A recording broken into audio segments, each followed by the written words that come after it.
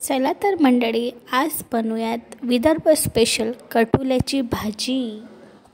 त्यासाठी कढईमध्ये 2 पळी तेल टाकून हे आपल्याला थोडंसं तेल गरम होऊ द्यायचं आहे।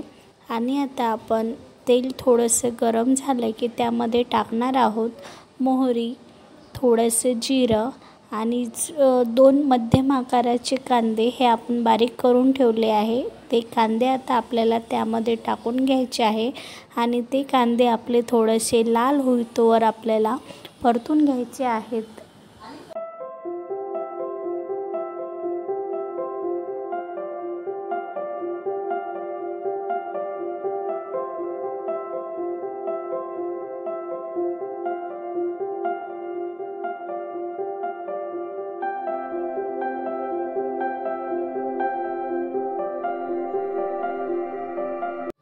आणि आता आपल्याला यामध्ये टाकून घ्यायचं आहे एक मध्यम आकाराचे टमाटर। आपण जे बारीक चिरून ठेवलेलं आहे ते टमाटर सुद्धा आपल्याला याच्यामध्ये टाकून घ्यायचं आहे आणि टमाटर सुद्धा आपल्याला चांगलं आता यामध्ये टाकायचं आहे चवीनुसार मीठ। आणि आता हे चांगलं मिक्स करून घ्यायचं आहे।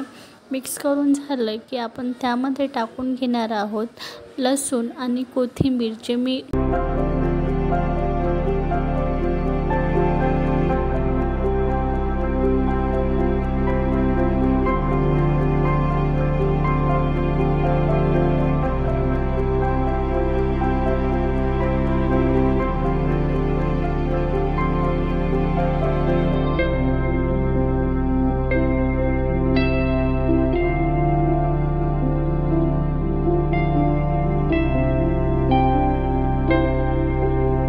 हे चांगलं मिक्स करून झालं की आपल्याला त्यामध्ये टाकून घ्यायचं आहे चवीनुसार तिखट आणि हळद।